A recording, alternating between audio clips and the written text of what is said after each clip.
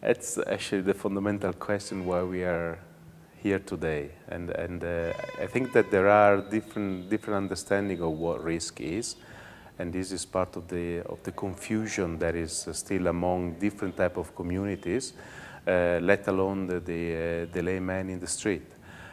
So normally risk is understood as a potential event that may happen to you with some negative consequences. Whether there is a precise definition of risk, probably not, but this is what normally many people relate to, and I think that is to be the starting point for us. Risk is always connected to the sense of something bad happening to you, and I think that we need to relate to that as a starting point to understand what could be a workable definition of risk, in order for that concept then to be used by different or non-expert communities.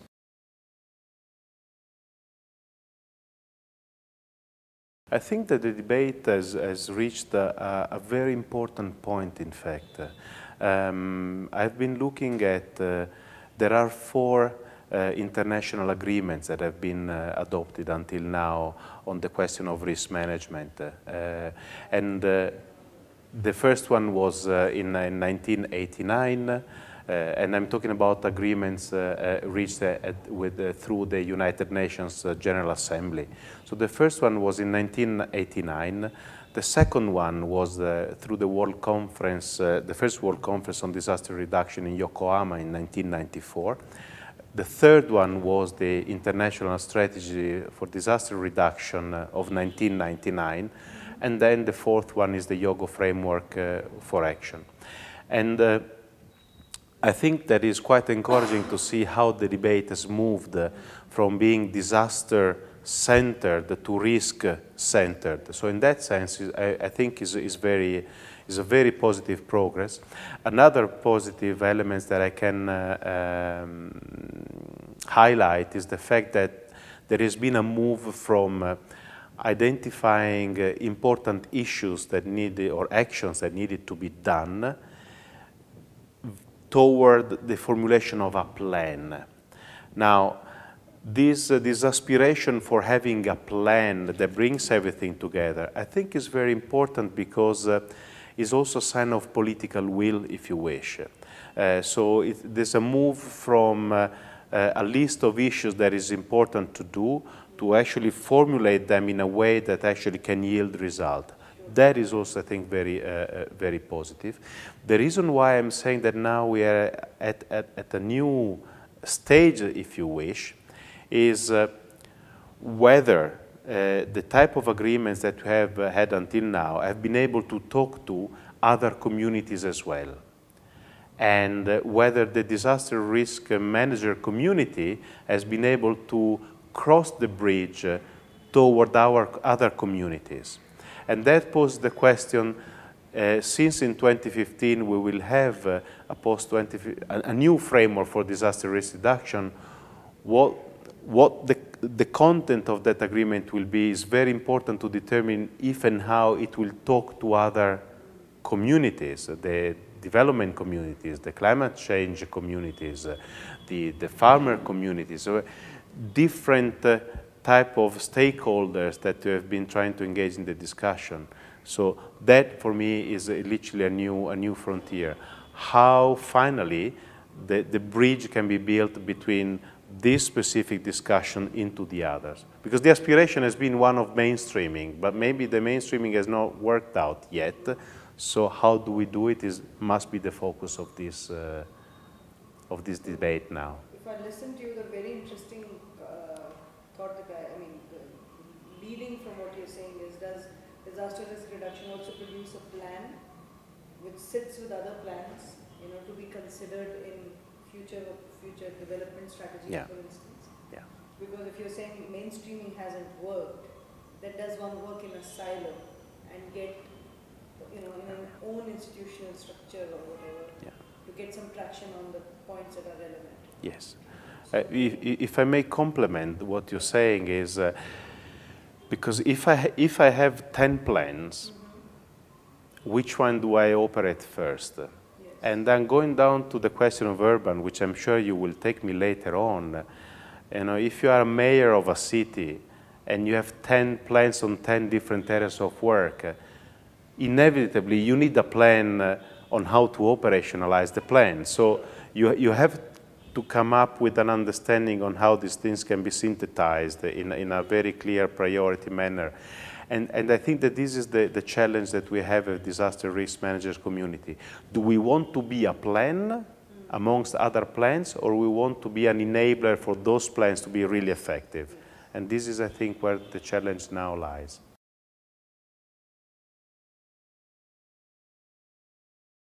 Yes, there is.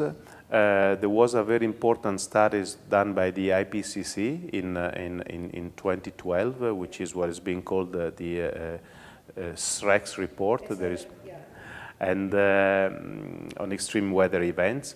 And I think that that report was very helpful to highlight the linkages precisely between the discourse that is taking place within the climate change community and the disaster risk management communities. And what are those linkages? What are those parameters? What are the risks that are being generated by climate change and climate variability? What can be done about it? So I think that report has been extremely helpful in clarifying some of the ways we can actually operate in the future, and also highlighting, which I think is going to be a key prerogative of the future agreement for disaster risk reduction, connecting the dots between or across different areas of work. So I think a link there, the IPCC report has been extremely helpful in actually highlighting those, and also giving a hint on what that may mean for the sustainability of development as well, which is another important element in the equation.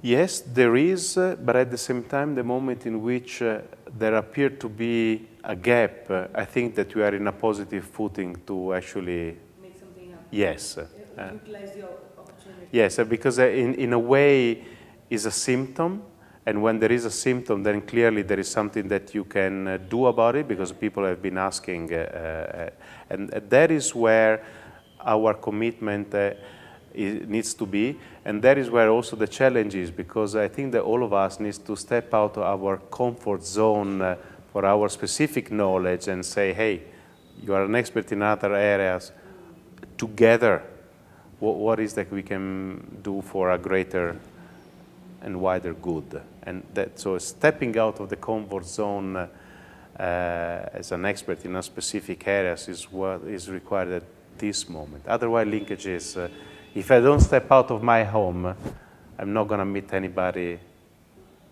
there unless it's in my home. So that is not going to be helpful.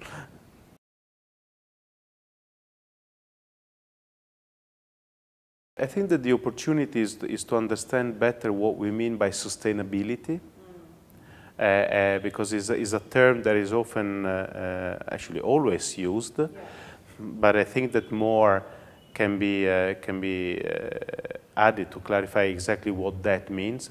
And also it poses an important question on what we want as development to be, and the fact that now these three. Because in 2015 there will be 3 fundamental agreements being reached upon.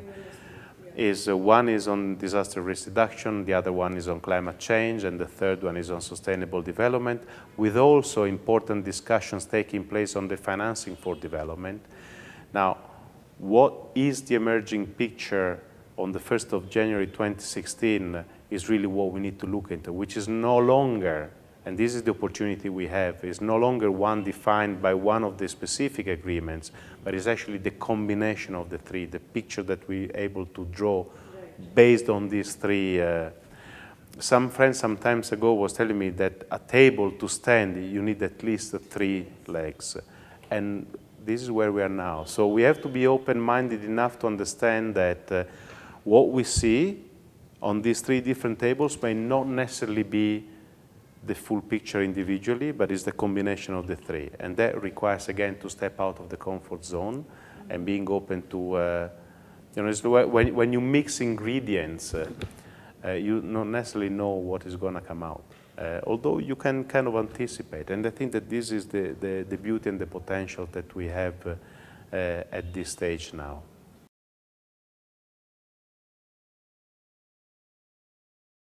Well, I think that the fundamental thread is humanity's aspiration, and that for me it does remain on a personal level really the underlying drivers. And I see very much then these three pillars as contributing to fulfilling those aspirations and partially to define those aspirations as well. That, I think, is an important element, because otherwise we're taken too much by sectoral discussions. Of course, then there are linkages that can operate in different fronts. You may have linkages in terms of measurement systems. I mean, how do you monitor progress against the three? Probably that can be simplified and connected in a way that does allow you, because certainly in 2015 we will have 3 agreements, not 1. So, but how we can ensure the synergies across those 3 is fundamental, and the synergy is not only at the policy level, but also in monitoring and review mechanisms. So in that sense, is really hopeful that the review mechanisms for the Sustainable Development Agenda, for instance, can actually be linked to the review of the future framework for disaster risk reduction, possibly under the auspices of the high-level political forum, which is this new body created, mechanisms, not a body, sorry, created within the United Nations General Assembly, precisely to see how the implementation of those 2 agreements actually is progressing, whether the question of disaster risk, the creation of new risk, has been duly taken into consideration within development. I think that now we have different means in which we can help that synergy to happen, the potentials unleashed. So there are common threads that goes from very broad high-level aspirations to very practical monitoring mechanisms and review mechanisms.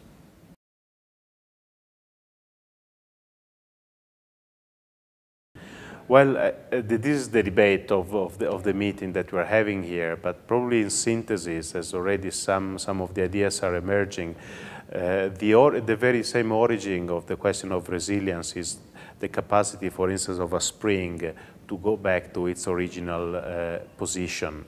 And the question that development is facing is whether we really want to go back to the same place where we were before a disaster, or actually with the risk of replicating those very same conditions that generated the disasters to start with. So the question of resilience is important, because do we really want to go back to the original position, or actually we want to go forward? We want to be in a position where those causes are no longer causes of a disaster. And there is a fundamental nexus with development, because development, to be really sustainable, needs to avoid creating those conditions which lead to disasters. And that is where there is an important functional link between the post-2015 framework disaster risk reduction as an element of a determinant of the sustainability of development. So the link is very strong. The question of resilience needs to be looked into it a little bit more, because it's a word to which it's like a hangers where everybody is putting on. But I think that going back to the origin of that word is very important, and that science is very important. And the fundamental question is, do I want to go back where I was before, or I want to keep evolving? Exactly. And I think that the shift is what we want. Keep evolving is what we want to do as humanity and as a planet. And we need to be able to talk to the evolution aspiration. And that is where the aspiration for a development that is sustainable is actually coming into.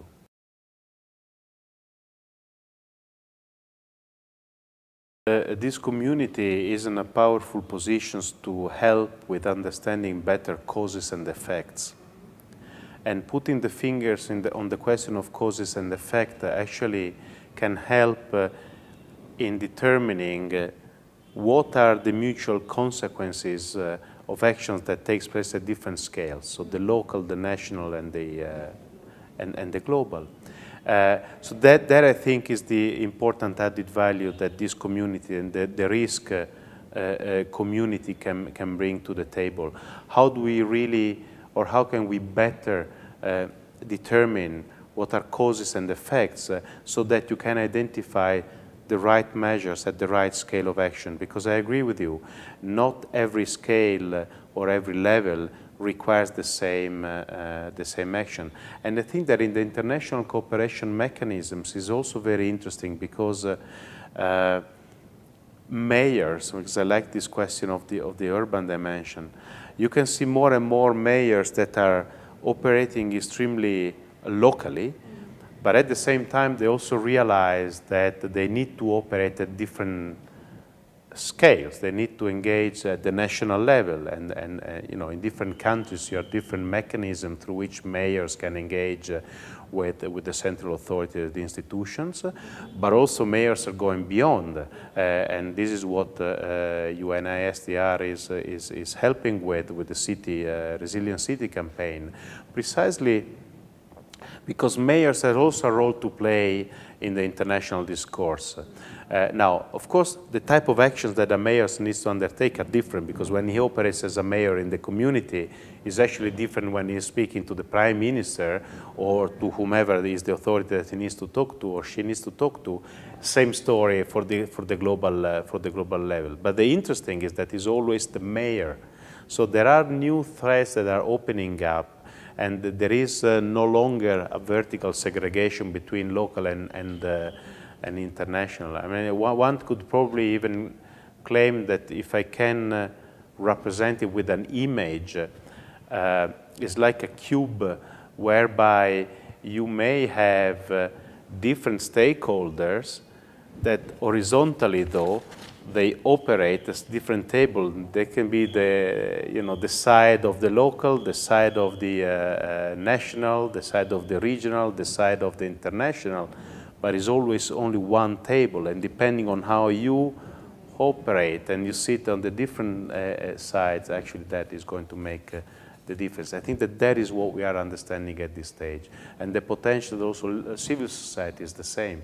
Civil society can be extremely effective with some projects at the very local level, but at the same time, their efficiency normally is maximized by activities that they are going to undertake at the national level and even beyond when possible. So it's kind of a paradigm shift in terms of this segregation of levels. So that, in a way, is addressing the question of there are always larger forces influencing the local, and we need to unpack these causes and effects and enable yes, to operate at our levels as necessary, and the other way around. You need also the international actors to understand and operate at the local level. It needs to be able to articulate a message from a global table to a very local table, what it means in practice.